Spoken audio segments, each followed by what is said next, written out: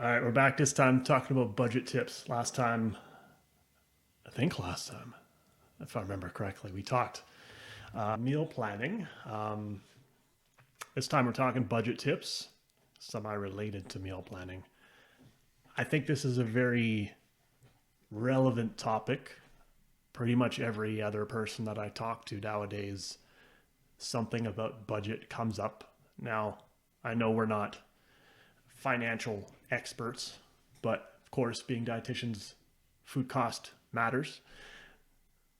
So let's figure out some things that we can provide people that are helpful in the realm of eating on a budget, meal planning on a budget, healthy eating on a budget, however we want to approach this.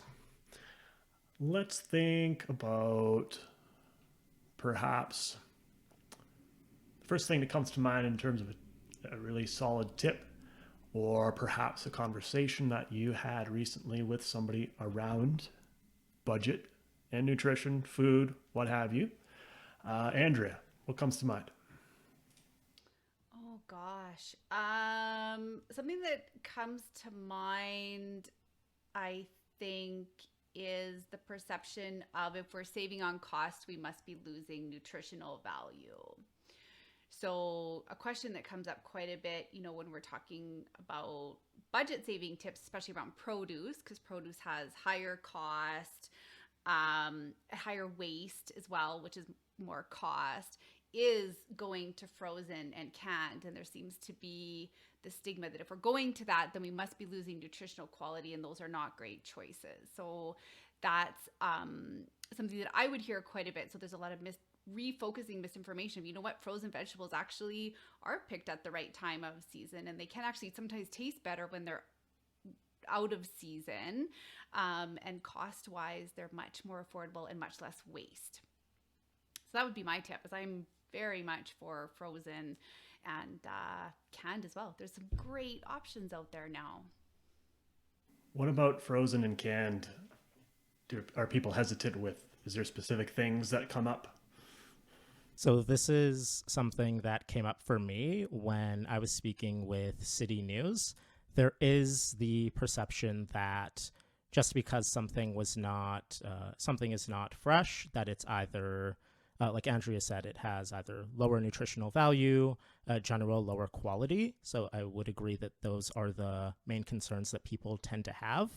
But it is important to note that, as said before, when we are freezing or canning fruits and vegetables, what we do is we pick them at the optimal time.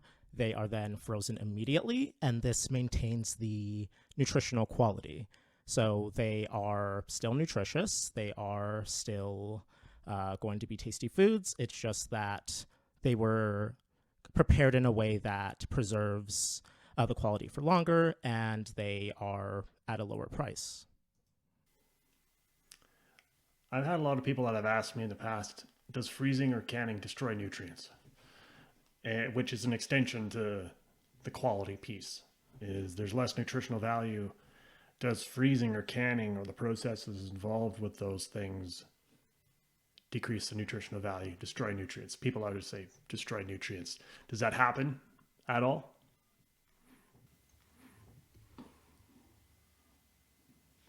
Whoever wants that Who one. wants to answer that one? Cast the line out. Who wants it? I mean, so nutritionally, no, we are not losing based on, because they are picked at that right time for sure.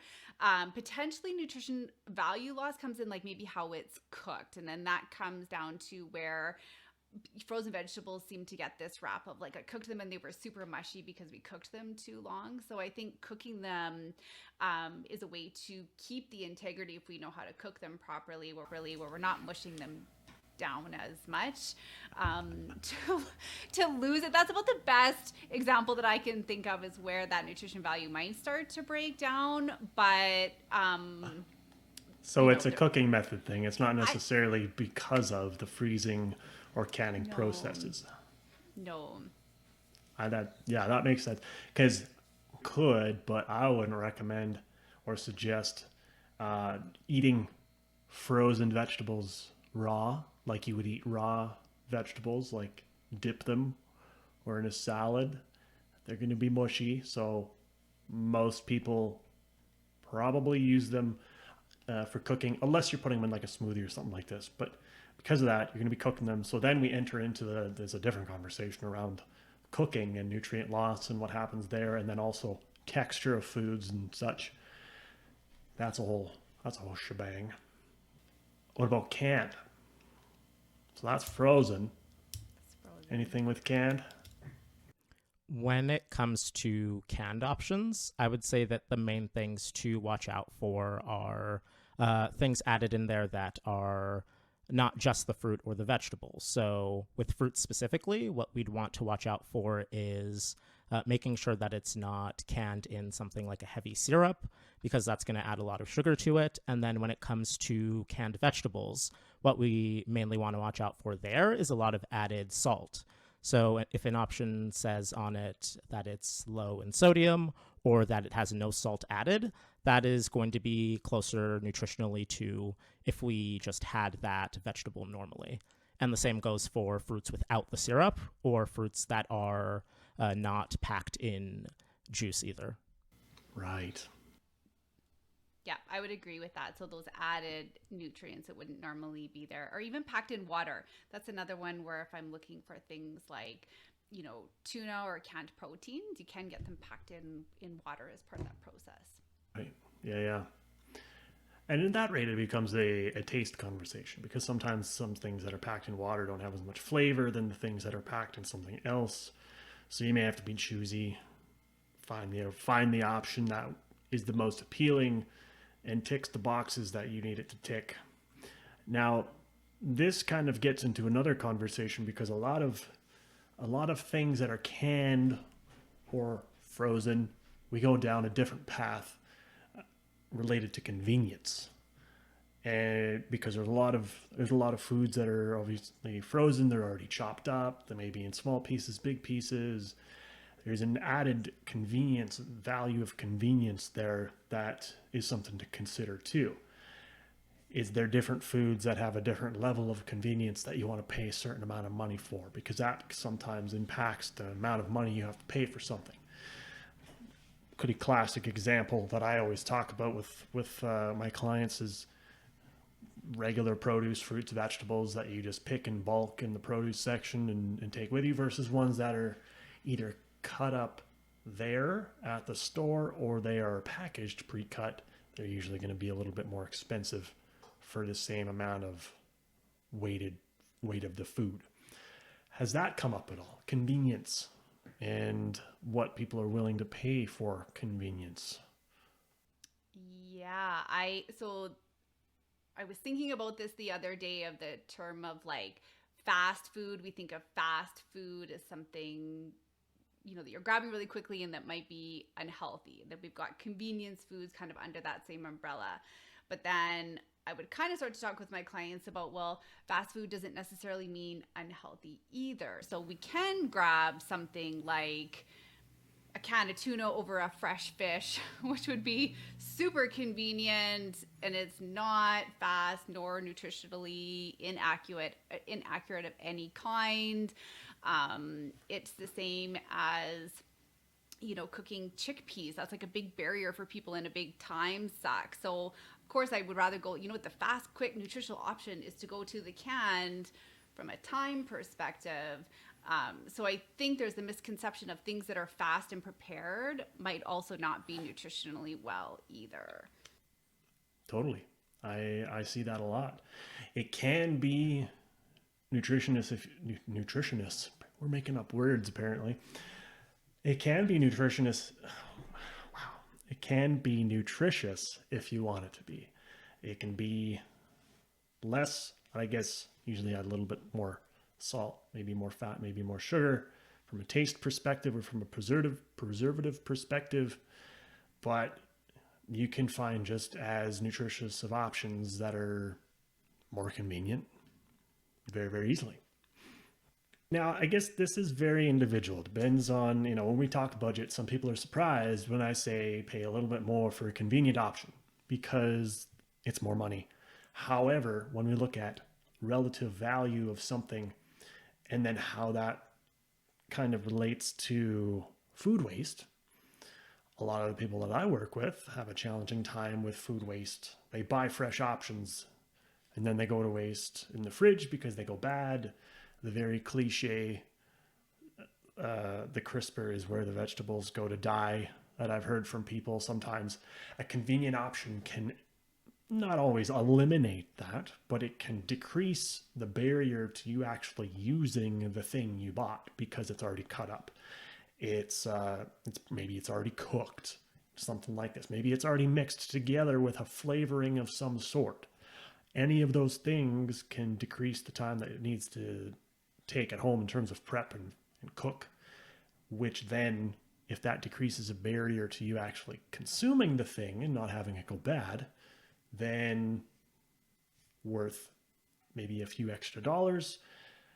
I mean, we can just do simple math in our head. If you have, an amount of produce that you purchased for $7 and then you buy a pre-cut, pre-prepared one for $10, but because you spent a few more, that means you're going to probably consume it as opposed to have that $7 that you paid for the fresh one go to waste. Well, you spent $3 extra to increase the likelihood of you consuming it because it's easier to prepare now. And in that case, you may have not lost the $7 from the other thing. Like, even though it costed less, still may have not actually got around to making it. So when I have that conversation with people, they're like, oh, actually, yeah, that makes a lot of sense. And it's like this weight lifted off people that, oh, I don't have to cook every single thing from scratch. I can meet it kind of somewhere in the middle, which then gets into a little bit more of planning, because planning, of course, a lot of money to be saved when it comes to meal planning. Anything come to mind in that realm? So this is a conversation I always find incredibly interesting when you work through it from that perspective. So if you look at, one of the things you always hear dietitians talk about is incorporating fruits and vegetables, because hands down, we know from an evidence perspective, fruits and vegetables, the more consumption, the more linked to better health. Like, that's been standalone, very consistent message. On the flip side of that, I think Statistics Canada will say 45% of food waste is fruits and vegetables. So not only are we purchasing with the intent, but we have high waste specifically on those items that we're trying to get towards health. So then it comes back to, if it's just to get the vegetables in, and those green beans in the bag that all you have to do is put in the microwave, those are like a staple at our house, is they get done. There isn't a lot of waste. I don't have to do the work on them, and they're getting in, and nutritionally those are getting done. So it's a little bit value added versus thinking about the waste on the fruits and vegetables that are dying in the crisper are not benefiting anybody's health. So that's how I think about it, is like, these are ways to to help with health. If we don't have to go around cutting and prepping everything around them. Yep. Yeah. But just use them sooner. That's like my biggest thing though. Use them sooner in the week. Anything I find that's a little bit more prepped, half ready to go, doesn't have the shelf life. So it comes to your point of planning. That would be something like the pre-baked salads. Great, let's use those up in the beginning of the week and not saving those till later in the week, because it's likely they're going to go not great. Right. Mm-hmm. True. Yeah, it's a fair point. Mm-hmm. Yeah, I am sometimes asked by clients about, because they know that they are supposed to try to increase fruit and vegetable consumption, but then it's like, do I have to eat these vegetables and these fruits? But the focus really needs to be on what you actually like and what you'll actually eat, because one, not eating it, as we've spoken about, is a waste of money, but fruits and vegetables that you don't actually eat don't help you nutrition and health-wise either. So it's more about just having the things that we know that we actually like enough and things that we will actually consume. Yep. And I mean, I would pay full price for something that I really enjoy over something that's on sale that I don't like. Mm-hmm. it's the opposite approach of the conversation earlier about paying for convenience. Well, if you're paying just a smidge more for something that's you actually enjoy the taste of, for whatever reason, maybe texture, taste, color, it's in season, whatever, worth a little bit more of an investment if your budget allows to do that, because it, again, like you said, decrease in waste. I the line, I don't know how many times I've said this one, but I like to tell my clients, if they're thinking about more complex ways of doing things that just take more effort because they think putting more effort in, putting more work in is going to lead to better outcomes. It's not always the case. And nobody's winning any awards for doing things harder than they need to. I'm not going to be standing at the finish line saying, "Yay, you did way more work to get to the same place." Like, if that was the path that you needed to take, awesome. But no, there's no awards for that. So we don't need to make it more difficult than we need to, in my mind. And I think that is the hookup. I think that is the hookup for a lot of people, is like the planning and the eating well needs to be this huge production and, look somewhat something and fancy, but it doesn't. You're right. There is nobody at the end saying, "Congratulations, this looks like a Martha Stewart magazine." Like, it's not like that. It's we have a tendency to overcomplicate this process, and I think that's where the misconceptions start to creep in. But I think we may overcomplicate it, but we may oversimplify it too. We could go on the other side, wherein if we if we're like, oh, I'm gonna buy all these things at the store, and I saved all this money at the store because they were all on sale. You still got to take it farther than that. You still got to think about, when are you preparing this? When are you cooking it? What combination of things are you having? Unless you can kind of make those decisions and put together meals on the fly, fine, but plan for whatever that process is as well, because if that's not taken care of, still decreases the chance of you actually using the option or the food ingredients, whatever it happens to be. So there's still a bit of extra thought that needs to happen there, I think. That planning piece then becomes part of it, right? With the intent. And then for those people who do tend to just make it up on the fly, this is where I have a lot of conversations of, okay, well, what are the staples always in your house then? Like, what are those quick things you can always grab if you're not planning ahead, that aren't relying so heavily on the fresh produce on the time? And that would be where, some of my favorites are like, you can do a lot with canned tomatoes and you can do a lot with canned beans. And all of a sudden, your canned whole grains of all kinds can really, the staples makes a big difference. Yep. Which can be low budget items too. Totally. If you're used to making them, if you enjoy them, there's probably a reason why they're staples. This gets into a lot of the people that I've worked with, and I know a lot of the other dietitians have worked with, people that are immigrating to Canada, or a very deep cultural background of specific foods that they consume, various dishes, things like this. That kind of, in my mind, relates to the staple thing too, because, copy and paste the same thing about foods that you enjoy, and you know how to consume, or you know how to prepare, cook, etc. More likely that you can probably consume them, and there's no reason to deviate from that and just, go towards specific foods that maybe are popular on social media for having specific health claims associated with them. Fancy dancy razzle dazzle. I keep it simple.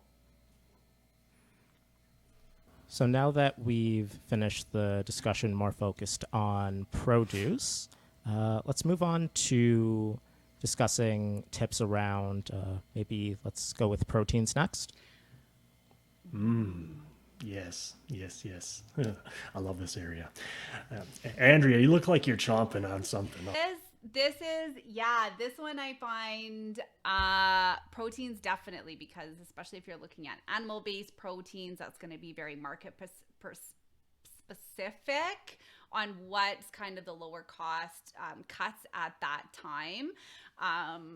So part of that is really paying attention to the substitutions that you can do. So if it's, beef that you're using, okay, great. Then can we substitute that maybe with pork? Cause that's like a cheaper cut.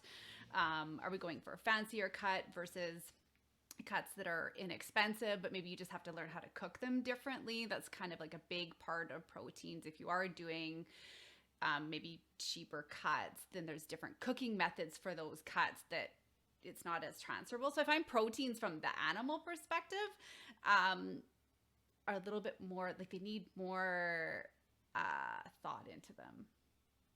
It definitely helps to look into, in a real simple way, different cuts of meat, how they're used, the best way to prepare them, the type of cooking method.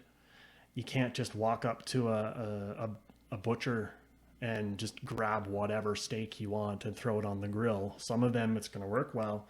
Some of them it's going to tighten up and toughen up. You're basically chomping on a shoe if it's not the appropriate cooking method. Now, whatever you're making, if you're shopping based on sales, it definitely helps. Do a quick Google search, whatever you just purchased, blank best cooking method. You'll probably be swamped with a bunch of opinions on the best way to do it, but you'll probably see if you're getting like pot roast as an example, or a bunch of chicken legs or pork chops or whatever, even down to the plant protein realms too. There's probably going to be some ways that are consistently used to prepare them. There's probably reasons for that, so that you don't end up with, you put all this time into making something and then you end up with, oh, I don't like this, is really not tender at all or whatever else. So that was my biggest thing. I send a lot of my clients, so don't go, like, you can totally go down the Google search if you have time. I sometimes will tell clients to go right to, I don't even know if this is the appropriate term for them, like the animal associations that it's associated with. So like Chicken Farmers of Canada, Beef Farmers of Alberta, Canada, wherever, are likely to be your source of how to use that cut or how to ask for that cut. I particularly like the turkey hotlines that you can call at certain times of the year if you're like, I don't know what to do with this. Did you say turkey hotline? Yes. That's awesome. I've never heard of that. You can. There's like a specifically how to cook turkey for all the people like me who despise cooking turkey. So don't. I don't. Yeah. I have 1-800 Butterball. Yes. Yes. For people like me who have purchased very expensive turkeys and absolutely have destroyed them, it's a huge waste of money. Smart. That's why I don't do it anymore. So those are great associations to look at. Yeah. If you're at a good location, you can also ask whoever's cutting the meat there, if that's the area of the store that you're in. Is if you're at in a meat department or a butcher counter or whatever else, if they're good at what they do, they should be able to answer the questions of what's the best way to prepare this, or maybe not even best way, just what are some ways? What should I not do? Because there's usually clearly some things that we should not do in certain areas. I think for me, one thing that also comes to mind is the cost difference per portion. And we can even get to the cost difference per X number of grams of protein if we're talking protein foods. But very economical sources of protein tend to be, not always, tend to be in the plant realm.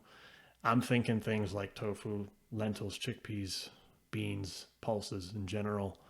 When we get into like the fake meat realm of the plant protein area, that things get way more pricey there. But the simple options, I mean, it's canned or dried, very, very, very inexpensive if we know how to prepare them. So maybe some work has to be done there, but tend to be more cost effective.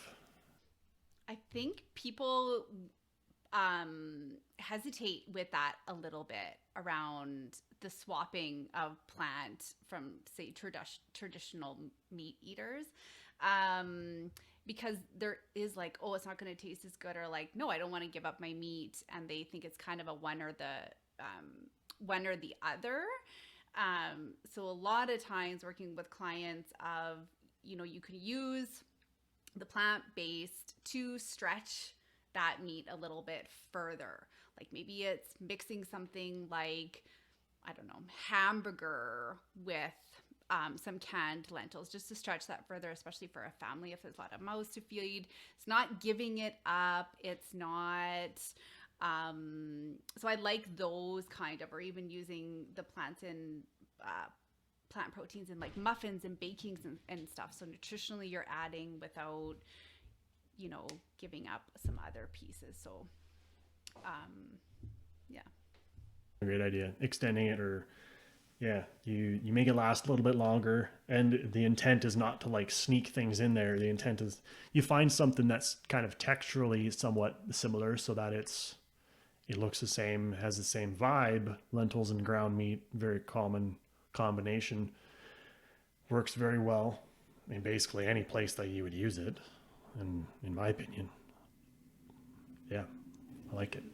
Matthew, any thoughts on the plant protein piece? I agree with what you said earlier in that just trying to implement plant proteins, again, we're not trying to say take away meat, but just either there are ways to have them together, there are ways to add plant proteins to areas where there wouldn't traditionally be protein, like you said, in baking. And it also just adds variety to your diet. It gives you more options for the week. It gives you new flavors. It helps you enhance your cooking ability, just learning new techniques, learning new ways to use foods. So there are a lot of benefits to trying to implement plant proteins somewhere without having to change your diet fully to being plant-based or to being vegan or vegetarian. Love it. Yeah. Add a lot of added fiber, I may add too, if that's something that people are looking at. Well, I think is probably a good place. Switch gears. Let's talk resources. There's many a resource to be had in the how to eat healthier on a budget, or meal plan, or prepare food on a budget. We got apps, we got resources in communities. I see a list here that we have drawn up. So let's talk a few things. What are you like? What do you like to use? What have you talked with people about that's worked well in the app realm? Let's start there. Sure. So I can start with some apps that some clients have had good luck with. So there are a few where we can start with the ones where the goal is trying to show people items that are either on significant sale and discount, or items that are soon to be discarded from stores, but they're still in good quality. So there are apps like that focus on these types of things, like Flip, so spelled like Flip, but with an extra P. There is Too Good to Go. There is Flash Food, and these types of apps, just give you deals that you otherwise may not have seen, or ones that are more short term, just because they are soon to be discarded. And when it comes to foods that grocery stores are going to be throwing away, we should also remember that this doesn't mean that they've gone bad. This doesn't mean that they're rotten or anything. This means that the store feels that they're unlikely to have it sold due to, it could be something like small blemishes, like on an apple that isn't visually appealing, but it is still something that's safe to eat. It's still something that is nutritious to eat. It's just harder to sell at a profit. So those will be more discounted. Other things aside from standalone apps are just normal apps for grocery stores. They will sometimes have special deals for people that use the apps. The apps may also highlight, again, more just sale items, again, that you otherwise would not have known about. And I think that these are some good areas to start when it comes to more of the digital app side of things. I like it. There's even like in the store themselves, sometimes there's actually just sections as well that have some of that stuff added. And I am so glad, Matthew, that you mentioned that just because they're on there, that it's not that they're rotting or going bad or anything. Because I usually, well, that's where I'll find bananas that I'm just gonna throw into the freezer for smoothies at a great cost. Like apples and stuff, that's great. I'm not gonna maybe eat them as an apple, but I can cook them down into applesauce for later.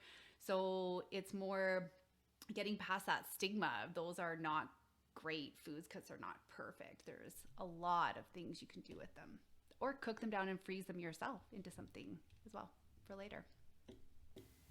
Yep. I've used Flip extensively.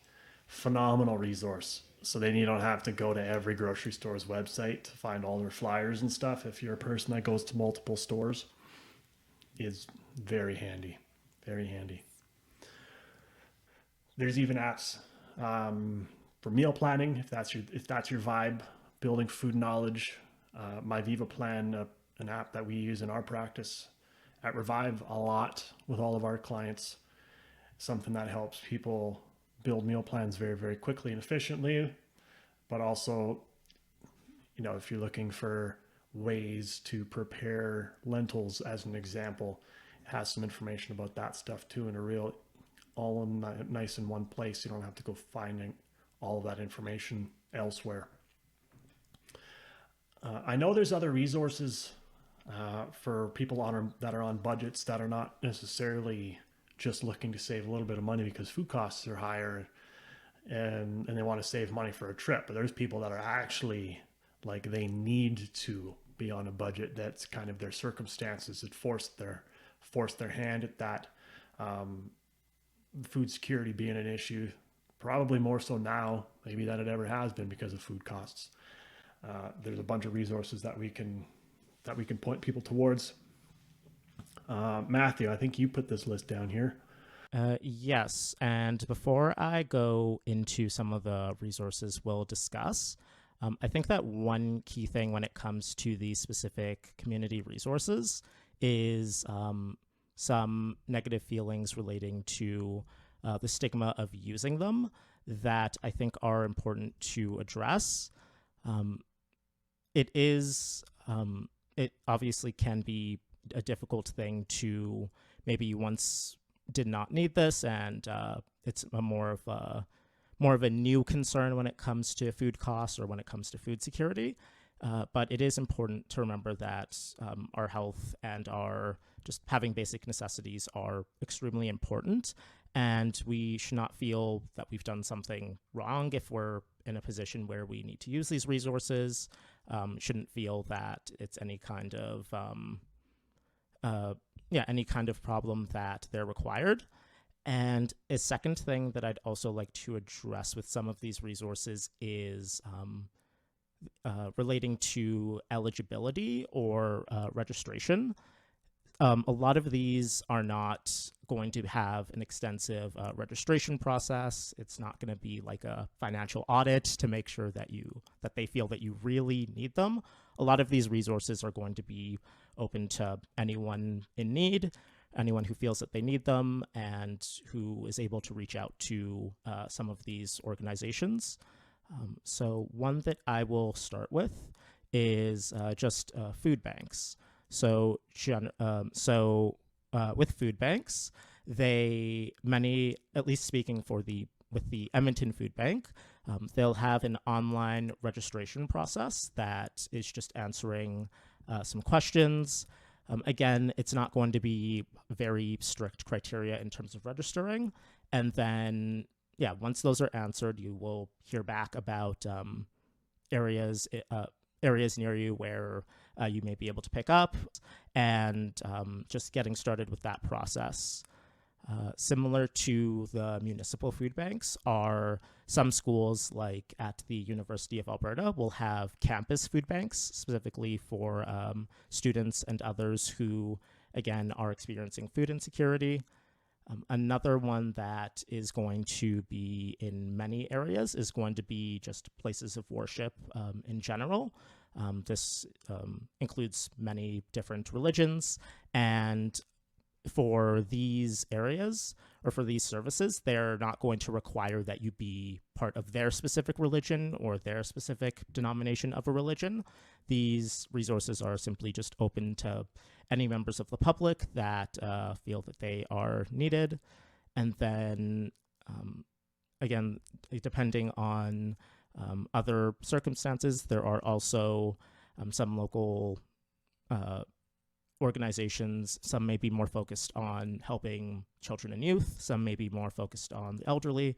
Some may be more for the general public. But they're just resources in different municipalities that serve those who are experiencing financial struggles or food insecurity. There are just a lot of resources out there. And I think just the first step in that is recognizing that there is nothing wrong with, there's nothing morally wrong with needing any of these resources, and it's important to use them when needed, because that is better than just going without food or going without basic needs out of something like embarrassment or stigma. I think it's really important to recognize that, and that's what they are there for. That is when they're needed for using that. I think they're saying that 2 million people are currently using food banks. That was up by like 60% or something just from the last little while. So we know, just with the economy and everything that's kind of happened, that there is going to be more for that. The other piece I think about when I like food bank and food security also means that if budget is tight, other places as well, not just food then. And some of these places also offer support in that, or links, and to be able to help with other areas, whether that's even access to medication or clothing or whatever, those kind of things. So these can be great hubs to be able to help in other areas. So it's just going. That's my big thing.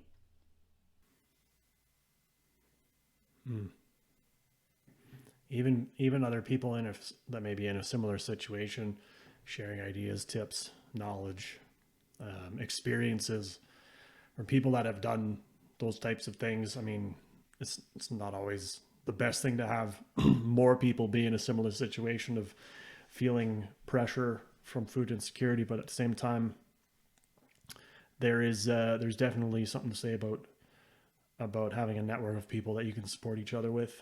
All of these things, whether it's people that you're working with, like one-on-one at Revive, or people at these food banks, neighbors, schools, places of worship. I mean, all of these things, people are almost always very, very open to providing help where they can, even if it's just like, hey, I found this thing really cheap at this store. Or there's also people that really are into, or these organizations may, I don't know 100% for sure, may have access to like things like coupons and whatnot, save a couple bucks here and there.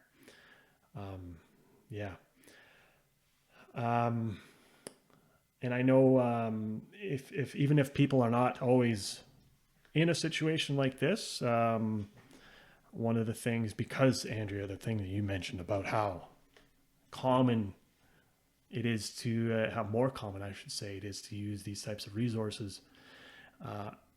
People are always looking for extra help, whether it be volunteers, donations, those types of things. That goes a long way. And I know that these types of organizations, even specific ones like food banks, they have specific ways of using funds in a very, we say, effective way. So that's always something that if you're in a situation where you're not food insecure, maybe more food secure, a couple bucks here and there is something directly to a type of resource like that can go a long way for many people.